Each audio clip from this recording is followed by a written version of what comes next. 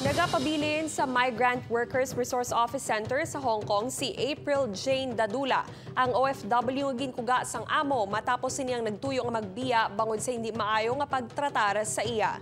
Sa monitoring sang OWA 6, ginkustodiya na sa nasambit nga shelter ang Ilongga OFW, samtang ginaproseso ang mga kinahanglanon nga dokumento agud makapauli sa Pilipinas subong nga semana.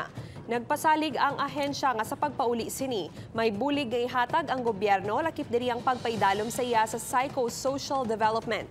May bulig pinansyal man nga ihatag agud makapadayon ini sa pagpangabuhi upod ang pamilya sa Oton, Iloilo.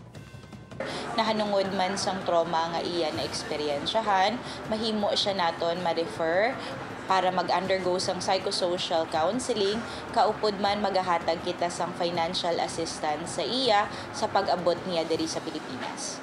Our team will also be on site para i-assist siya kagang iya ang pamilya sa iyang malapit nga repatriation or ang pagpuli diri sa Pilipinas.